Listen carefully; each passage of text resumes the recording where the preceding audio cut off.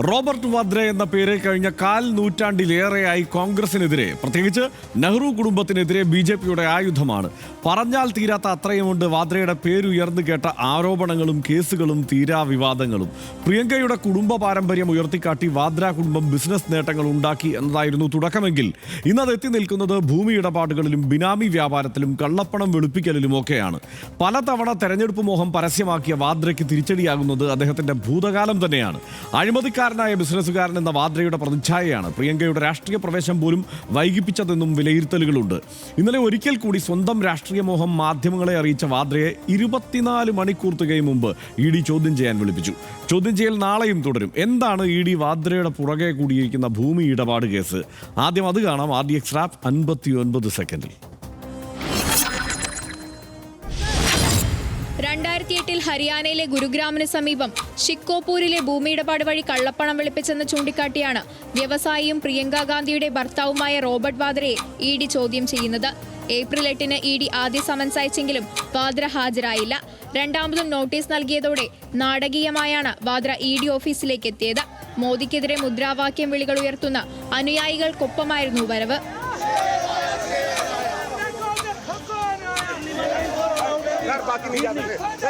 ഇന്നലെയും തിരഞ്ഞെടുപ്പ് മോഹങ്ങൾ റോബർട്ട് വാദ്ര പങ്കുവച്ചിരുന്നു. കോൺഗ്രസ് പാർട്ടി ആവശ്യപ്പെടുകയാണെങ്കിൽ തന്റെ അവസരത്തിനായി ഇറങ്ങുമെന്നായിരുന്നു പ്രഖ്യാപനം. തൊട്ടുപിന്നാലെ ഇ.ഡി. നോട്ടീസ്. വൈകാരികമായിരുന്നു വാദ്രയുടെ പ്രതികരണം. ജനങ്ങൾക്ക് വേണ്ടി താൻ സംസാരിക്കുമ്പോഴെല്ലാം ലോക്സഭയിൽ രാഹുലിനെ എന്ന പോലെ തന്നെയും നിശബ്ദനാക്കാൻ നോക്കുന്നു. 2008 സ്കൈലൈറ്റ് ഹോസ്പിറ്റാലിറ്റി DLF ഇടപാടടക്കം വാദ്രയുടെ വിവിധ ഭൂമി ഇടപാടുകൾ ഇ.ഡിയുടെ അന്വേഷണ പരിധിയിലാണ്. RDX rap news Malayalam.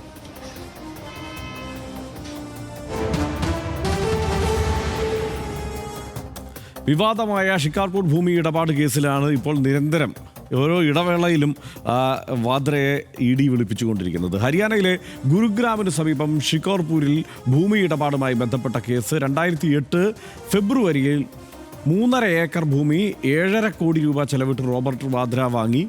ഈ വാദ്രയുടെ സ്കൈലൈറ്റ് ഹോസ്പിറ്റാലിറ്റി പ്രോജക്റ്റിനായാണ് ഭൂമി വാങ്ങിയത് ഓംകാരേശ്വർ പ്രോപ്പർട്ടീസിൽ നിന്നാണ്. മാസങ്ങൾ സമയമെടുക്കുന്ന രജിസ്ട്രേഷൻ പ്രക്രിയ ഒറ്റ ദിവസം കൊണ്ട് പൂർത്തിയാക്കി. പിന്നാലെ ഹരിയാന ടൗൺ പ്ലാനിംഗ് വിഭാഗം ഹൗസിംഗ് നിർമ്മാണ പെർമിറ്റ് നൽകി. 2.71 ഏക്കറിൽ നിർമ്മാണ അനുമതി ലഭിച്ചതോടെ സ്ഥലവില കുതിച്ചുയർന്നു. 2008 ജൂണിൽ 58 കോടി രൂപയ്ക്ക് 3 ഏക്കർ DLFന് മറിച്ചുവിറ്റു. വിവാദമായത് അശോക് ഖേംക IAS വിൽപ്പന നടപടി മരവിപ്പിച്ചതോടെയാണ്. 50 കോടിയുടെ കള്ളപ്പണ ഇടപാട് നടന്നെന്നാണ് എൻഫോഴ്സ്മെന്റ് ഡയറക്ടറേറ്റ് സംശയിക്കുന്നത്. ഏപ്രിൽ 8-ന് ഇ.ഡി. നോട്ടീസ് നൽകിയെങ്കിലും വാദ്ര ഹാജരായില്ല. എപ്പോഴെല്ലാം ഞാൻ ജനങ്ങൾക്ക് വേണ്ടി സംസാരിക്കുന്നുവോ അപ്പോഴെല്ലാം അടിച്ചമർത്താൻ ശ്രമമുണ്ടാവുന്നു. ബി.ജെ.പി. രാഷ്ട്രീയമായി വേട്ടയാടുന്നു. ഒളിക്കാനൊന്നുമില്ല, ഭയവുമില്ല. രാഹുലിനെ പാർലമെന്റിൽ എന്ന പോലെ എന്നെയും നിശബ്ദനാക്കാൻ ആണ് ശ്രമം. ശബ്ദിക്കാൻ അനുവദിക്കുന്നില്ല. രാഷ്ട്രീയ പ്രവേശത്തെക്കുറിച്ച് സംസാരിക്കുമ്പോൾ പഴയതെന്തെങ്കിലും കുത്തിപ്പൊക്കും. 20 വർഷത്തിനിടെ 15 തവണയെങ്കിലും ഇത്തരം ചോദ്യം ചെയ്യലിന് വിളിച്ചു വരുത്തി.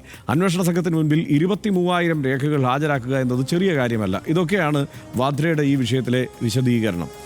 ആരാണ് റോബർട്ട് വാദ്ര? ഇപ്പം നമുക്ക് എല്ലാവർക്കും അറിയാമല്ലോ, പ്രിയങ്ക ഗാന്ധിയുടെ ഭർത്താവ് എന്നത്. അതിനപ്പുറത്ത് എന്തെല്ലാമാണ് അറിയാനുള്ളത്? മൊറാദാബാദിലെ വ്യവസായി കുടുംബാംഗമാണ് അദ്ദേഹം. 1997 പ്രിയങ്ക ഗാന്ധിയുമായി വിവാഹം നടന്നു. Hospitality, real estate, jewellery, fashion accessories തുടങ്ങി നിരവധി വ്യവസായങ്ങൾ അദ്ദേഹത്തിൻ്റെതായുണ്ട്. വ്യവസായം റിയൽ എസ്റ്റേറ്റിലേക്കും ട്രേഡിങ്ങിലേക്കും വ്യാപിപ്പിച്ചത് 2007-ലാണ്. DLF ഉൾപ്പെടെയുള്ള കമ്പനികളുമായി സഹകരിച്ചുള്ള പ്രവർത്തനവുമുണ്ട്. ഇലക്ട്രൽ ബോണ്ട് വിഷയത്തിൽ ക്ലീൻ ചിറ്റ് ലഭിച്ചിരുന്നു. 2018 സെപ്റ്റംബർ 1-ന് ഗുരുഗ്രാം പോലീസ് ഭൂമി ഇടപാടിൽ കേസെടുത്തു. കേസ് റോബർട്ട് വാദ്ര, DLF മുൻ മുഖ്യമന്ത്രി ഭൂപിന്ദർ സിംഗ് ഹൂഡ എന്നിവർക്കെതിരെയായിരുന്നു. വഞ്ചന, അനധികൃത വസ്തു കൈമാറ്റം, വ്യാജരേഖ ചമയ്ക്കൽ ഉൾപ്പെടെയുള്ള കുറ്റവും ചുമത്തി. 2023 ഏപ്രിലിൽ ഇടപാടിൽ ചട്ടലംഘനമില്ലെന്ന് ഹരിയാന സർക്കാർ ഹൈക്കോടതിയിൽ പറഞ്ഞു. വിലയിലുണ്ടായ വ്യത്യാസം പിഴ ചുമത്തി മറികടക്കാനാകുമെന്നാണ് BJP സർക്കാർ അന്ന് പറഞ്ഞത്. ക്ലീൻ ചിറ്റ് DLF ഇലക്ട്രൽ ബോണ്ടുകൾ വഴി സംഭാവന നൽകിയതോടെയാണ് എന്നുള്ള വിമർശനവും ആ ഘട്ടത്തിൽ ഉയർന്നിരുന്നു. വാദ്രയ്ക്കെതിരെ ഉയർന്ന ആരോപണങ്ങൾ എന്തെല്ലാമാണ്? DLF വിവാദ ഇടപാടാണ് ഒന്ന്. 2011 അഴിമതി വിരുദ്ധ മുന്നേറ്റത്തിന്റെ ഭാഗമായി ആദ്യം ആരോപണം ഉന്നയിച്ചത് കേജ്രിവാളാണ്. DLFന് രാഷ്ട്രീയ ആനുകൂല്യങ്ങൾ വാഗ്ദാനം ചെയ്ത് 65 കോടിയുടെ പലിശരഹിത വായ്പ സ്വന്തമാക്കി എന്നതാണ് ആരോപണം.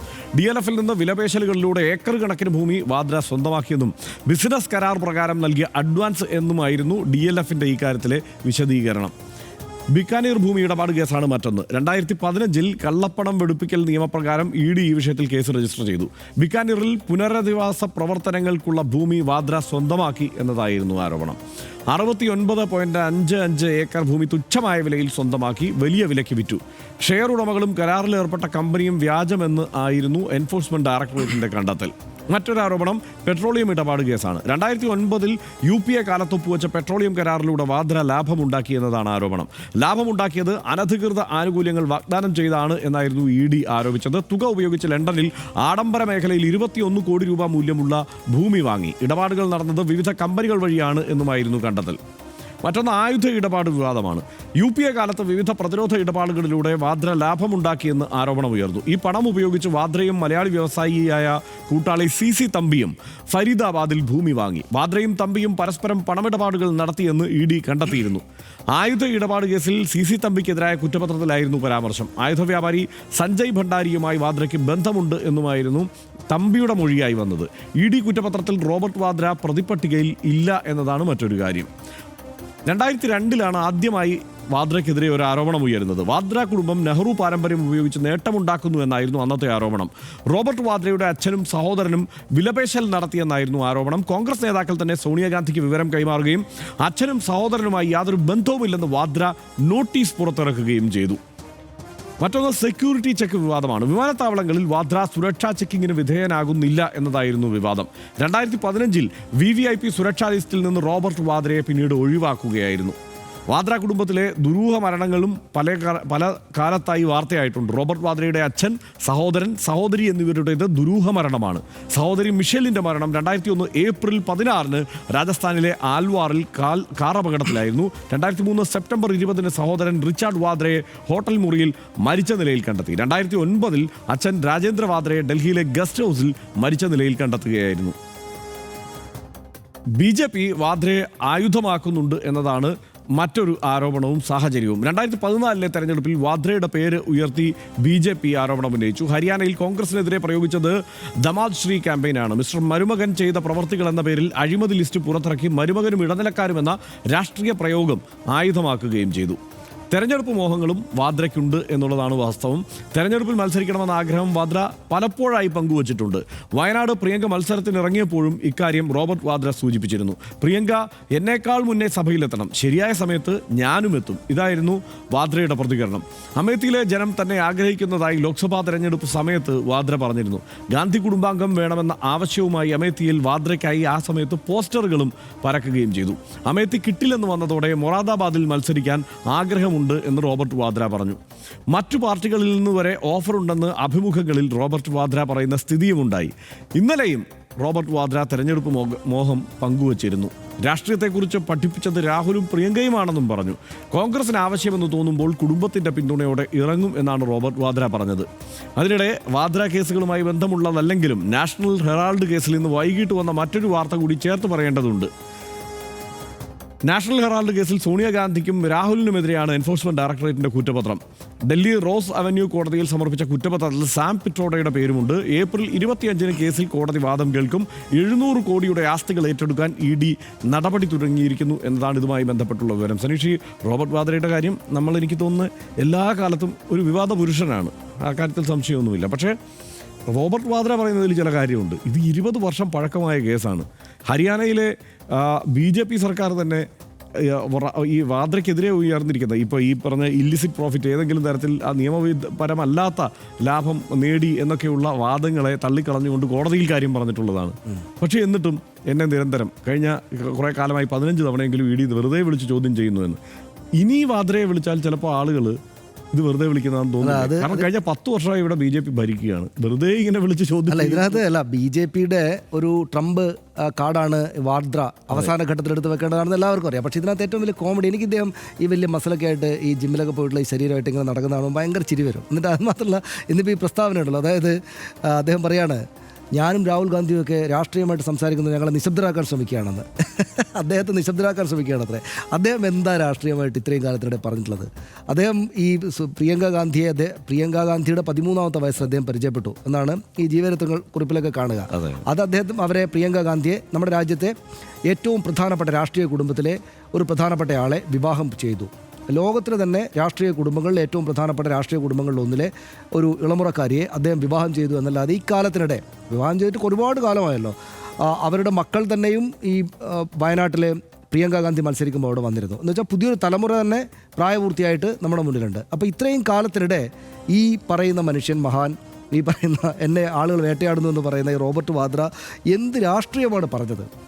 നമ്മുടെ രാജ്യം, അദ്ദേഹം ജീവിച്ചിരിക്കുന്ന രാജ്യം, അദ്ദേഹത്തിൻ്റെ ബന്ധുക്കൾ, അടുത്ത ബന്ധുക്കൾ, പ്രധാനപ്പെട്ട നേതാക്കളായിരിക്കുന്ന ഈ രാജ്യം പലതരം രാഷ്ട്രീയ സംഘർഷങ്ങളിലൂടെയും രാഷ്ട്രീയ പ്രശ്നങ്ങളിലൂടെയും കടന്നു പോകുമ്പോൾ എന്തെങ്കിലും ഒരു വർത്തമാനം പറയുന്നതായിട്ട് ഈ ചങ്ങാതിയെ കണ്ടിട്ടുണ്ടോ? അപ്പോൾ അങ്ങനെ രാഷ്ട്രീയ പ്രശ്നത്തിൽ ഒരു കാലത്തും ഇടപെട്ടൊരു വർത്തമാനം, ഒരു അര വർത്തമാനം പറയാത്ത റോബർട്ട് വാദ്ര എനിക്ക് അമേത്തിയിൽ മത്സരിക്കണം, എനിക്ക് മൊറാദാബാദിൽ മത്സരിക്കണം, എനിക്ക് പാർലമെൻറ്റിലെത്തണം, ഞാൻ പ്രിയങ്ക ഗാന്ധിയുടെ കൂടെ പാർലമെൻറ്റിലേക്ക് വരും എന്നൊക്കെ പറയുന്നത് എന്ത് റൈറ്റാണ് ഇയാൾക്ക് ഉണ്ടാവുക എന്നാണ് ഞാൻ വിചാരിക്കുന്നത്. എന്ത് ധൈര്യത്തിലാണ് അദ്ദേഹം പറയുന്നുണ്ടാവുക?